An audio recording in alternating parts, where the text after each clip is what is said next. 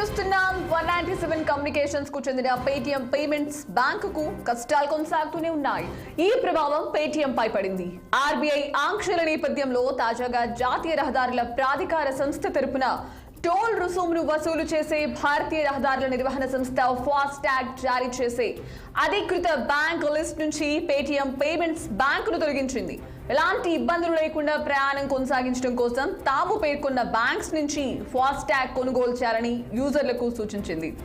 IHMCL పేర్కొన్న బ్యాంకుల జాబితాలో Airtel payments bank, bank of Baroda, Allahabad bank, HDFC bank, IDBI bank, ICICI bank, Punjab national bank సహా state bank of India, yes bank సహా మొత్తం 32 బ్యాంకులు ఉన్నాయి. వీటిలో పేటిఎం బ్యాంక్ లేదు.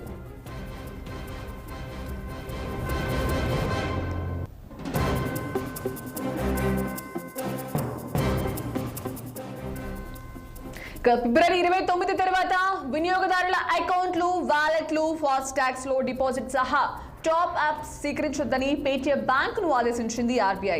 సదరు ఖాతాల్లో ఇప్పటి వరకు ఉన్న సొమ్మును మాత్రం అది అయిపోయేంత వరకు ఉపయోగించుకోవచ్చని స్పష్టం చేసింది. కానీ డిపాజిట్లు చేసుకునేందుకు వీల్లేదని తెలిపింది. రిజర్వ్ బ్యాంక్ ఆంక్షల తరుణంలోనే IHMCL ఈ మార్పులు చేసినట్లు పేర్కొంది.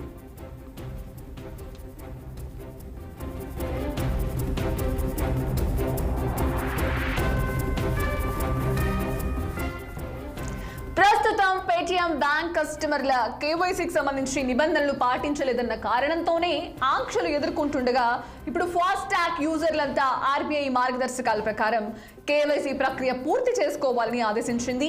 IHMCL పేటిఎం బ్యాంక్ నిబంధనలు ఉల్లంఘించిన నేపథ్యంలో ఇప్పుడు ఇతర పేమెంట్స్ బ్యాంకుల పైన దృష్టి సారించింది ఆర్బీఐ. పేటిఎం బ్యాంకుకు మనీ లాండరింగ్ కు సంబంధించి ఈడీ నోటీసులు ఇచ్చిన నేపథ్యంలో ఇతర బ్యాంకులు కూడా ఇలాగే మనీ లాండరింగ్ కు పాల్పడుతున్నాయా అనే దానిపై కన్నేసింది.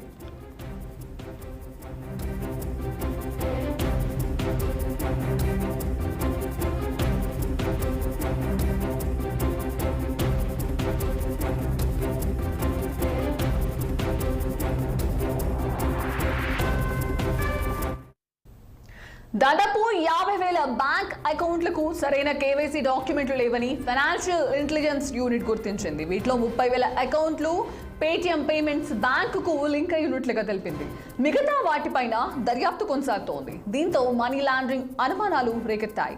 కిందటి సెషన్లో ఆల్ టైమ్ కనిష్టాలకు పడిపోయిన పేటిఎం షేర్లు ఇవాళ పుంజుకుంది. ప్రస్తుతం ఈ వార్త రాసే సమయంలో 2% పైగా పెరిగి 332 లెవెల్స్ లో ట్రేడ్ అవుతోంది. మార్కెట్ విలువ ప్రస్తుతం 21.11 వేల కోట్ల వద్ద ఉంది.